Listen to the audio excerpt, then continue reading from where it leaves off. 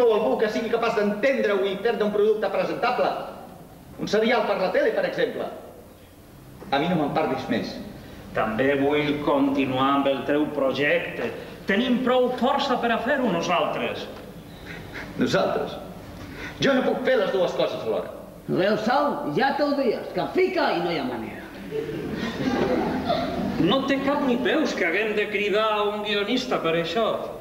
Sou germans, us coneixeu, teniu una familiaritat amb el tema que es perdria si el treball caigués en mans d'un tercer. No tinc cap familiaritat amb el tema, gens ni mica. No sé el que és la regió de Tornado, no sé el que és un coll d'oca, i no tinc ganes de saber-ho.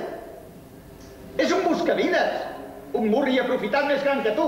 Si no ets capaç de donar-te, llavors... Però, caro, nano, jo tu no et dec cap favor, No et dec res. Vaig ser jo qui li vaig dir a ell que tu eres la persona indicada per fer aquesta feina. A mi no em llances favors a la cara. Favors? Vaig ser jo qui va escriure aquella merda de sinopsi. Si tu no saps articular dues paraules.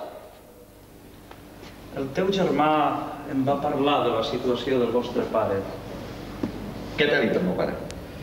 Doncs això, que és un indigent, necessita diners. És veritat, en necessita. I aquesta petita assignació se suposa que anirà per a mans del vell, és això, oi? Una obra de caritat. I aquesta noble acció va obarrinar-la també al 9è forat? No és una petita assignació, són molts bitllets, Austin.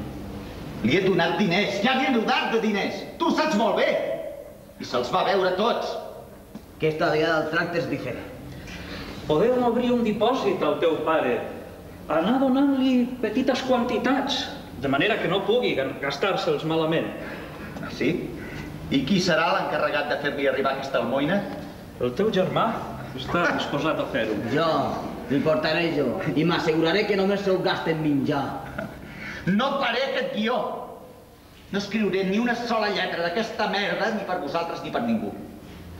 I no acceptaré ni amenaces ni xantatges, ho teniu clar? Doncs deixeu-ho córrer, tots dos.